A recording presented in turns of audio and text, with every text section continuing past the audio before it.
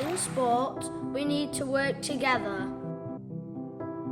I learn from different people every day, different cultures, people with different coloured skin, and it makes no difference, you know.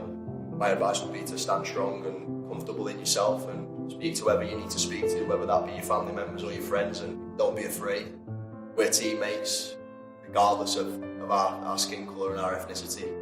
But if anything was to happen, I know that I've got the backing of my teammates, and likewise they have me in that respect, because it's kind of like a family type environment, so you know, we're there for each other when we need to be. There's no room for racism. You see our change room, it's full of people from all over the world, but I think that what makes us such a good change room is that we come from all over, but one as soon as we come into that change room.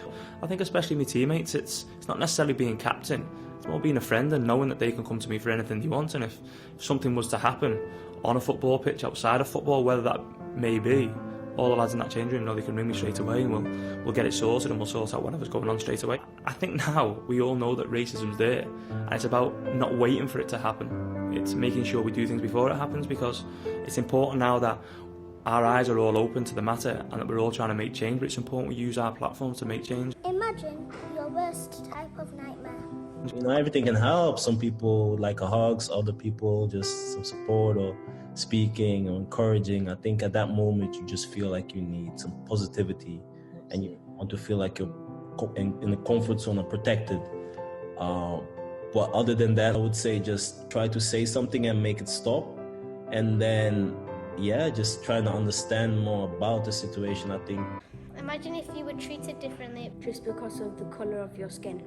It's so important that you create that bond, and when you're in that team environment, you want to stick up for your mates and make sure your mates are feeling okay and not going through any unneeded stresses. It's important to ask, your teammate to your right, to your left, how are you? Because you don't always know what people are going through behind the scenes. It's always important to talk, no matter how young you are, if it's to your teachers, to your friends, to your manager, to your boss at work, to your parents.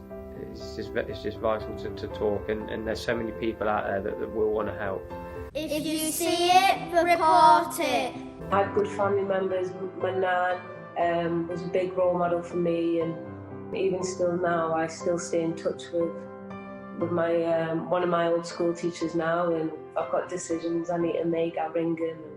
What do you think of this? I think it's just recognising, who the good people are around you and actually keeping them tight and holding on to them, because the older you get, you do realise that actually they've been a massive help and you'll need them even when you are an adult. For this moment, Black people need everyone's help, and then let's fight racism the way we try and fight the virus, by coming together. Teamwork makes the dream work. No room for hate. Only room for kindness. No room for intolerance. Lots of room for respect. Here at St. Bede's, no room for racism. No room for racism. No room for racism. No room for racism. No room for racism. No room for racism. No room for racism. No room for racism. No room for racism. If